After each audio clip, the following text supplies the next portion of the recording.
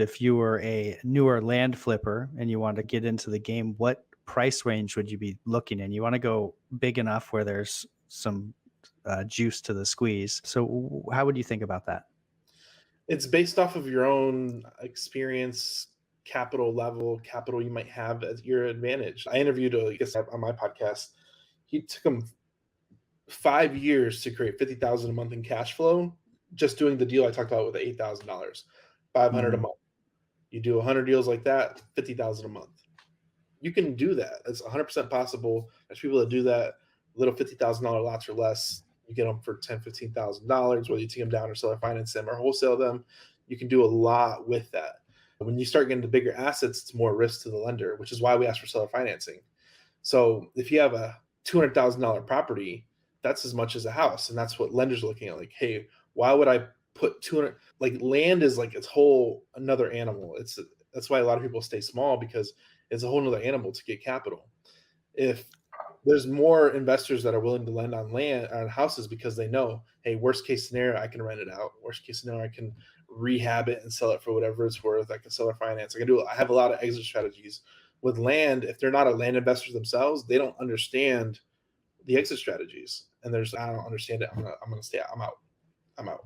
So when you get to higher price points and higher deal size, you get like your capital resources are really going to be tapped to a point where I'm out. I'm not going to do that. And that's why we ask for seller financing. So if you can get seller financing on a large asset, you can create a lot more wealth, because the land seller understands the value because he's owned it or bought it for so long. He understands the value and he's willing to carry it to get his price.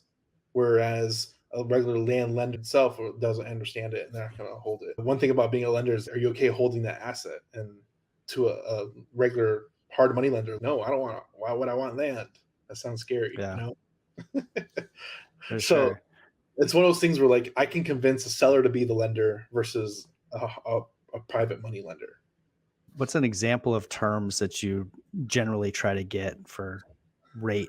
It depends on where they're at. I'm actually doing a presentation on this, and I'm going to make like a graphic to put out there to share with other people. But you can do different strategies based off of what the property value is worth. So you have overvalued, fair market value, and undervalued. So depending on where that price point is, and this is where you have to understand land as a whole, depending on where that deal fits in that value calculator, then you can do certain things. So if it's overvalued, you can only do a certain amount of things. So if it's overvalued, you can only do long-term debt. You can do an option. You can do interest only. You can do a lease. You can do a lot of different things like that. But if it's undervalued, you can do cash. You can do interest. You can offer a short balloon, a long balloon. You can offer interest only. You can do a lot of cool creative stuff when it's undervalued. But it's kind of based off of what you can get for it. So like us, if we're subdividing, we're looking at a deal for 2.5 that produces 1.5.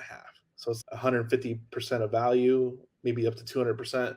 And then our expenses will come out of that. So we're still going to make a good 5 to 800 grand, maybe $1 million. Who knows?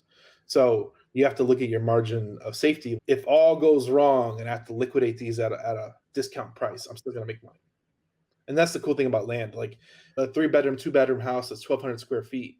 There's a whole community around it. Recent comps that it's only worth $250,000. That's it. You can paint it. You can add a new roof. It's still worth $250,000. You can furnish it. It's still worth $250,000. Like, it is what it is. With land, we can get a property like, hey, we can do either 30 grand or we might make 100. Who knows? We'll find out. Mm-hmm. And that's where you have a good enough margin where there's room for error. So we had a deal we're looking to make 120 on it.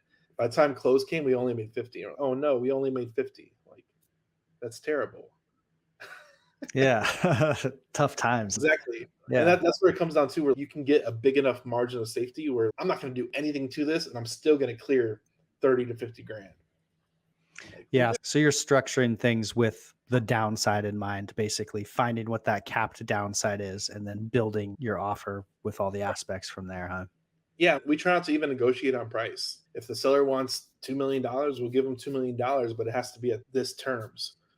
What would you say for a buy box for a beginner if you were just going to kind of pick a niche with everything? I mentioned that a lot because I think a lot of people should start there. You can find a $50,000 deal or less for 10 to 15 grand. they're out there. You got to market for them. You can make a good deal. And there's people out there that will buy that cash or buy that with ten to $15,000 down. And then we can talk about creating net cash flow from it. So I always talk about creating net cash. If you can do those type of deals over and over again with little to no capital besides your marketing spend, and you can create cash flow over and over again, you're going to be in the money really quick. And you can find really good price points in that 50K and under if you market enough. So you can really create a business off of that starting out. And are you thinking the 50K range, rural recreational, infill lots close to cities? Where are you finding that type of county and targeting? So it's going to change everywhere you go. We like being within an hour of the city because most people are willing to commute that far. So a lot of people are like, oh, you do desert squares. I'm like, I don't do desert squares. I know people that do, and they do okay with it. But I like being where people want to be. And that's where I operate. So you can find, and we equate it to like the donut. The donut has a hole in the middle. Everywhere the hole in the middle of Dallas and Chicago it's $1 million a square foot. Like it's insane. Imagine buying a half acre in New York. Like it's going to be insane because they can build a 100-foot building in there. So you got to think of, don't operate within the donut, go outside in the outskirts. So if that's Dallas, you might go to North Dallas, East Dallas, West Dallas, South Dallas, and operate within that little margin. You can find little half-acre lots, 1-acre lots, 3-acre lots for $50,000, and they're in where people want to be.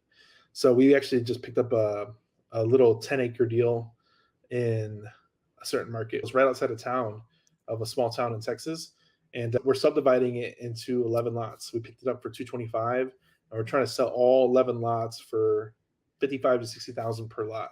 So we might make $500,000 on it, give or take.